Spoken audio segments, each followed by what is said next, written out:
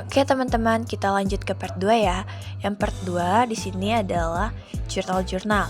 Yang pertama adalah Pettycast Journal. Di sini ada judulnya Udah Siva-Lavanya Pettycast Journal Month of December 2022. Saya akan menjelaskan Pettycast Journal yaitu apa itu. Pettycast Journal adalah digunakan untuk mencatat transaksi berkaitan dengan kas kecil. Dan di sini dicatatnya harus kurang dari 1 juta atau pas 1 juta. Di sini ada tabel-tabelnya. Pertama ada date, tanggal, transaksi terjadi, evidence atau nomor bukti. Yang kedua deskripsinya apa, debit ada akun, nomor akun, total, dan kreditnya ada petty cash. Oke, yang pertama di sini adalah bayar listrik di tanggal 19 FKKK 01. Akunnya berarti listrik atau listrik expense karena kita membayar biaya atau beban listrik. Untuk membayar listrik ya teman-teman. Di sini akun numbernya ada 611 dan totalnya 500.000 di debit dan di kreditnya petty cash 500.000. Dan juga tanggal 26 FKK 02 bayar telepon dan akunnya adalah telepon expense. Akun numbernya 612, total 350.000, petty cashnya 350. Jadi itulah pembayaran yang kurang dari 1 juta dan amountnya dari 500.000 tambah 350 sama dengan 450. Selanjutnya ada purchase journal. Purchase journal atau jurnal pembelian adalah jurnal khusus untuk mencatat pembelian barang dagang secara kredit.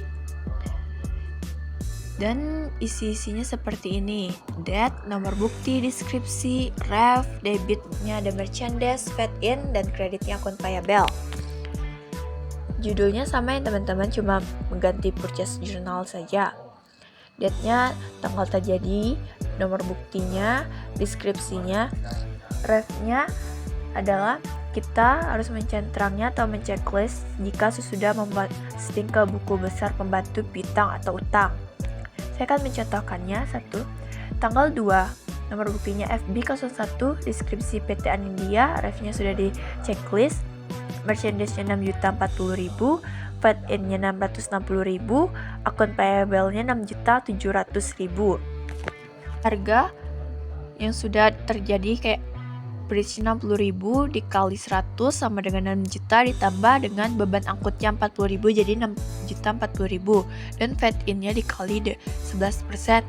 Akun payable-nya hasil dari merchandise dan fed in. Dan seterusnya seperti itu. Rekapitulasi adalah melihat atau memastikan pencatatan benar atau salah.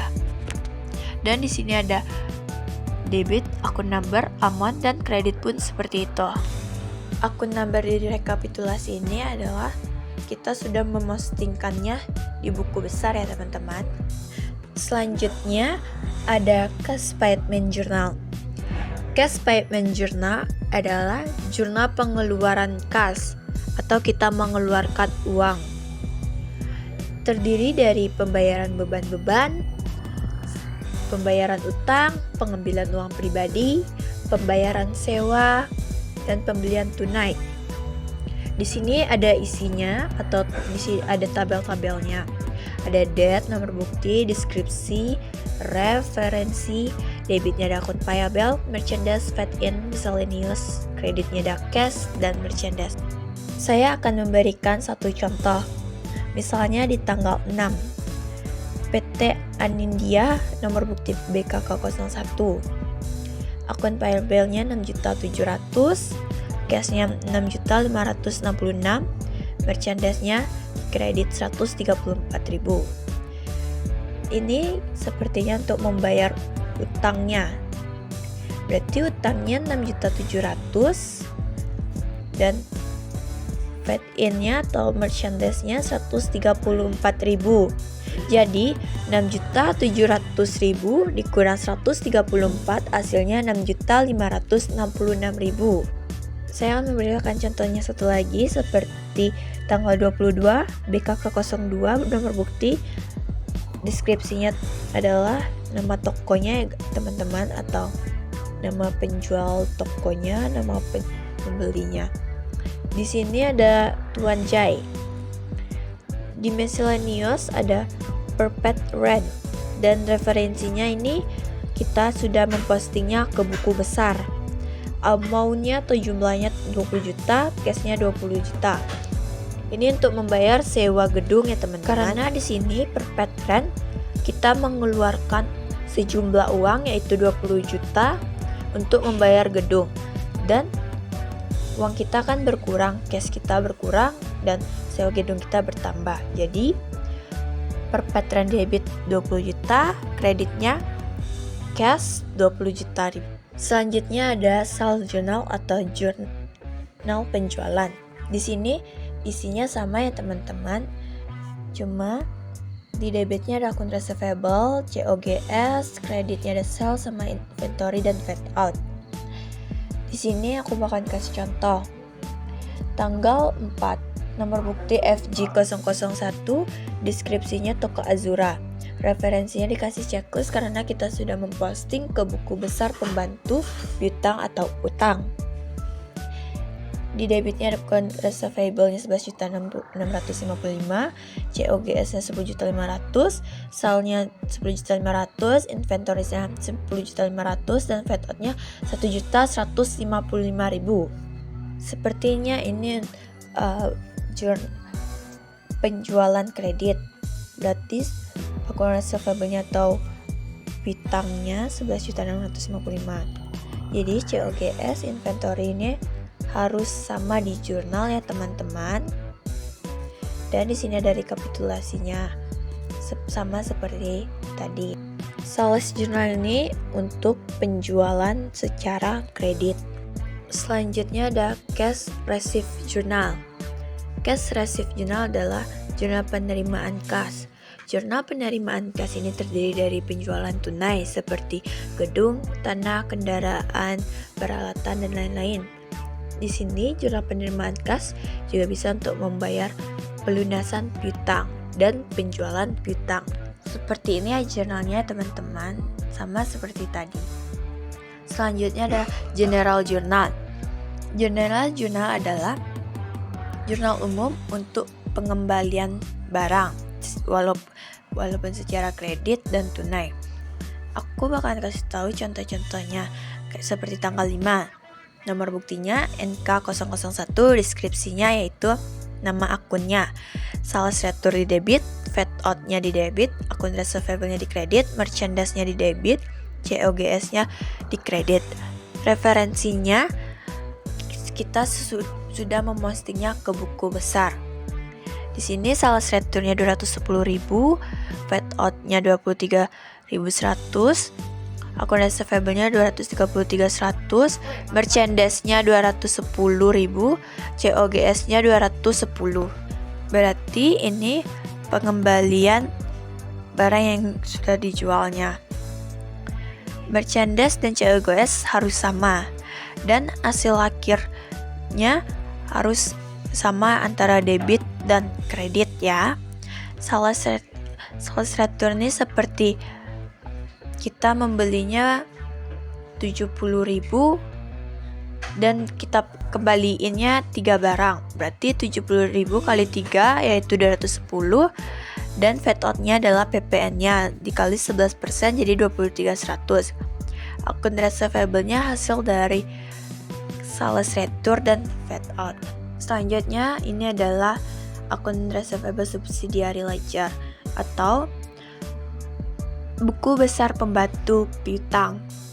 Di sini ada nama-nama customer-nya. Dan kalian harus memasukinya jika di situ ada terjadinya transaksi piutang seperti customer name yaitu toko Evia di tanggal 1 balance-nya. Balance-nya ini harus sama dengan di akun receivable list-nya yang di awal. Di sini seperti tanggal 10 yaitu penjualan, berarti akun receivable-nya 6.660 di debit, sementara di balance-nya 14 juta, berarti 14 juta ditambah 6.660 sama dengan 20.660. Jika saldo awalnya di debit dan transaksi selanjutnya debit, berarti itu ditambahkan. Sebaliknya, jika balance-nya atau neraca awalnya di debit dan transaksi selanjutnya kredit, itu berkurang. Di sini ada list akun receivable balance. Kita masukkan toko Evia, toko Gladys, toko Azura, kita masukkan hasil sales akhirnya. Di sini 20.526.000, 19.700, 7.536.900. Hasilnya harus sama dengan di buku besar piutang nantinya. Selanjutnya ada akun payable subsidiary ledger atau buku besar pembantu utang. Ini sama dengan piutang ya teman-teman. Berarti apapun yang transaksinya terjadi yang ada utangnya, kita masukkan ke buku besar pembantu utang atau piutang. Dan hasil akhirnya tuh harus sama dengan di buku besar utangnya ya teman-teman. Kalau tidak sama berarti itu tidak balance. Selanjutnya ada buku besar. Buku besarnya itu kita memposting yang sudah selesai di jurnal tuh kita posting ke buku besar. Jadi yang pertama di sini ada petty cash.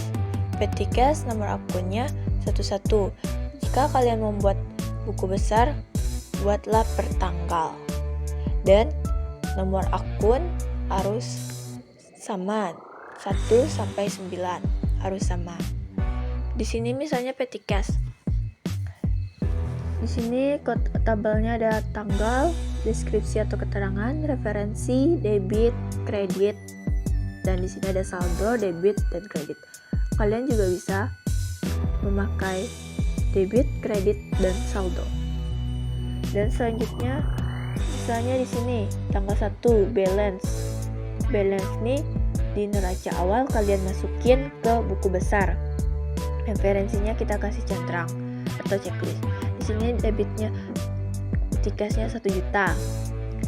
Dan di sini petty cash-nya 31 petty cash jurnal. Di petty cash jurnal atau di jurnal kas kecil kita masukin ke buku besar hasilnya tuh sesuai dengan rekapitulasinya. Kita masukin ke sini dan refnya PCJ titik 1 500.000. Berarti 1 juta dikurang 500 sama dengan 500.000. Petty cash jurnal satu lagi ada lagi. Kita buat lagi 350, berarti 500 dikurang 350 sama dengan 150. Di sini ada juga cash payment journal. Berarti debitnya 500.000 dan berarti 150 ditambah 500 sama-sama debit, berarti kita tambahkan. Teman-teman, di closing journal, adjustment journal, kalian juga masukinnya ke buku besar ya teman-teman. Sepertinya di cash di sini ada adjustment journal 1.180.000. Di debitnya 39.829.385 rupiah.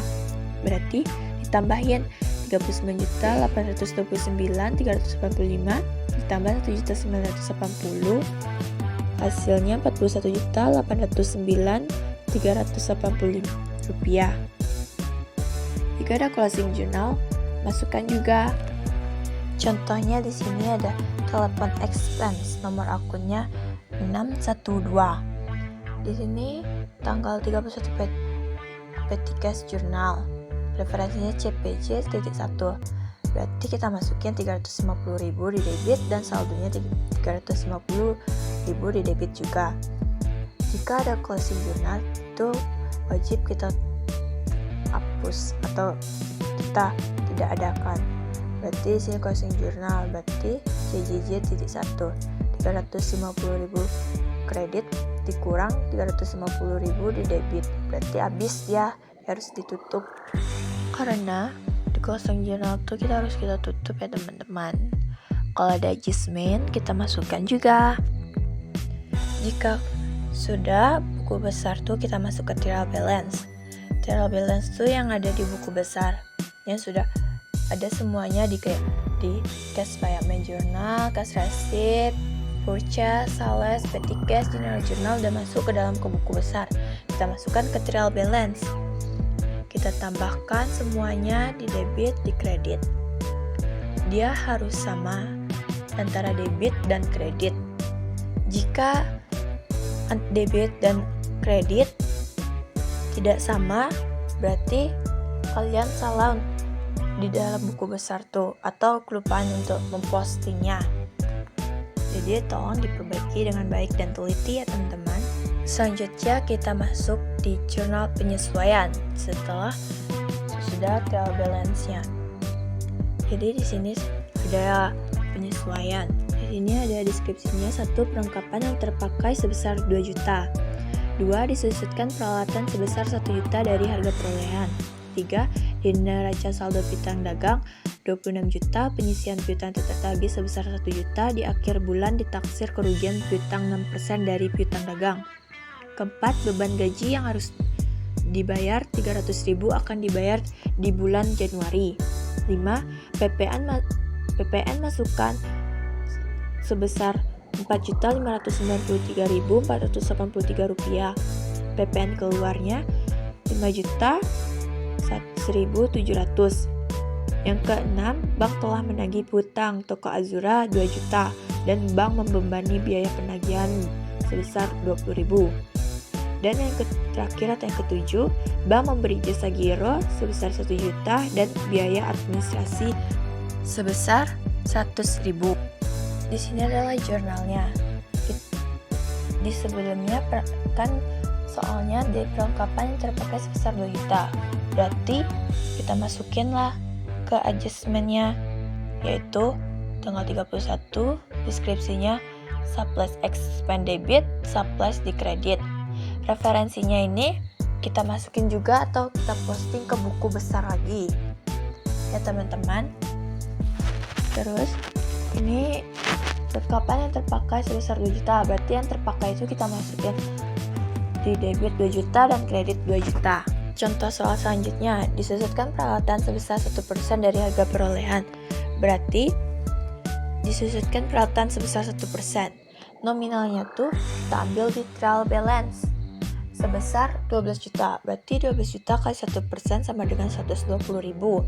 Kita masukin ke adjustment-nya. Berarti depreciation of equipment expense di debit 120.000, akumulasi depreciation of equipment di kredit 120.000 karena kita menyusutkan peralatannya ya teman-teman. Selanjutnya di sini ada di neraca saldo piutang dagang 26 juta dan penyisian piutang tertagih sebesar 1 juta. Di akhir bulan ditaksir kerugian piutang 6% dari piutang dagang. Berarti kita cari 26 juta kali 6% sama dengan 1.560. Dan kita kurangi dengan penyisian piutang tertagihnya 1 juta, berarti 560.000. Jadi kita masukin ke jurnalnya itu bad debt expense debit 560.000, allowance for doubtful debt-nya 560.000 di kredit.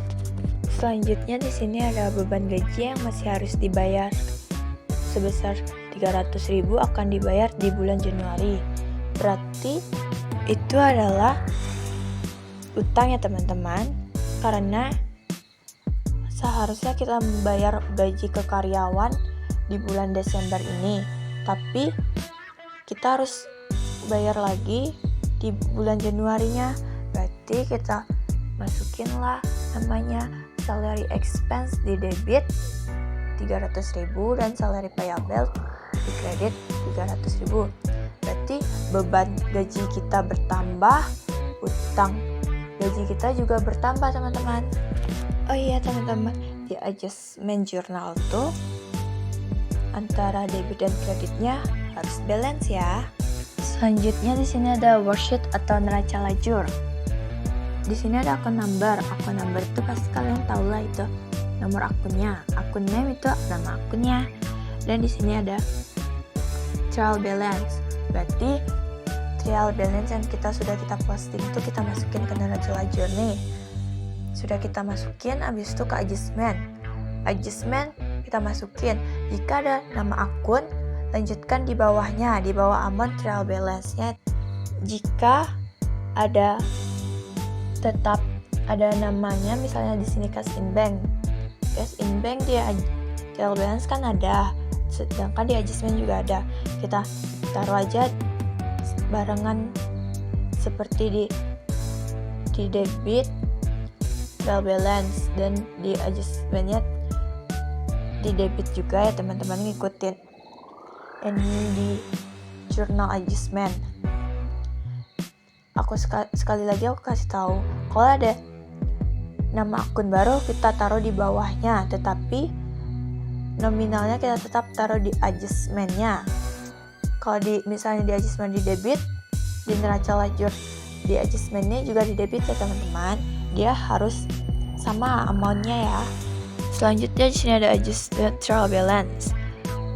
Jadi kalau di sini misalkan petty cash 650.000, sedangkan di adjustmentnya tidak ada, kita taruh aja 650.000 di adjusted trial balance nih. Misalkan lagi cash in bank. Cash in bank di trial balance 39.829.385.000. Sedangkan di adjustment ada juga 2.880.000. Berarti kita tambahkan di debit dan debit, kita tambahkan berarti 42.709.385. Kalau misalnya ada nama akun baru di adjustment tuh, kita masukin saja ya teman-teman, tidak usah ditambah kemana-mana. Dan adjusted trial balance-nya amannya juga harus sama atau balance. Selanjutnya ada income statement, yaitu kita masukin yang di debitnya hanya untuk nomor akun 4, 5, 6. Kita masukin itu yang seperti aset-aset yang nomor akunnya 1 sampai 3 nggak kita masukin ya teman-teman ke income statement di debit ini ya. Sedangkan di kredit ini untuk pendapatan saja ya teman-teman, seperti di sales itu ada pendapatan kita, dan interest income itu kita pendapatan kita. Jika sudah kita masukkan, kita jumlahkan di debit.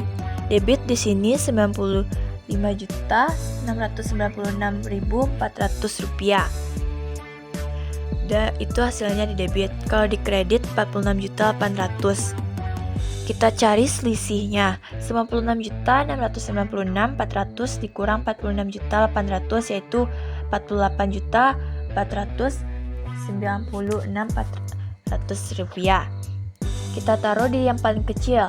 Misalnya di debit nih 60 juta dan di kredit nih 100 juta. Berarti selisihnya tuh kita taruh di debit. Kalau misal sebaliknya seperti itu ya teman-teman. Jika sudah, kita jumlahkan antara yang selisihnya yang sedikit nominalnya tuh dengan yang udah kita cari selisihnya. Di sini balance, dan selanjutnya ada yang terakhir balance. Balance nih yang kita masukkan di debit untuk aset-aset saja ya teman-teman, termasuk drawing masuk juga, dan di kredit hanya untuk yang 2, nomor akun yang 2 ya guys. Bisa di sini kan allowance for the full debt kan dia itu termasuk atau akumulasi itu kan dia kan seharusnya satu, tapi di debit kan, tetapi kita taruh di kredit karena dia tuh mengalami penyusutan ya teman-teman. Dan amountnya tuh kita carilah hasil debit dan kredit. Di sini debitnya lebih kecil daripada kredit, kita cari selisihnya.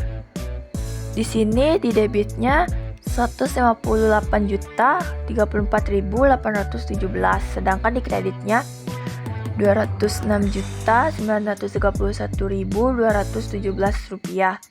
Jadi kita selisihkan. Kita taruh selisihnya tuh kita taruh di yang paling sedikit nominalnya. Di sini di debit kita taruh, habis itu kita jumlah. Harus sama ya teman-teman. Kalau misalnya di income statement kredit paling sedikit dan di debitnya juga paling sedikit, berarti itu rugi. Jika debitnya lebih kecil di income statement, sedangkan di kreditnya atau di balance lebih kecil, berarti itu adalah laba. Kalau di worksheet saya rugi karena di income statementnya tuh saya lebih di debitnya lebih besar karena banyak pengeluaran tentang beban-beban ya teman-teman, tidak pendapatan.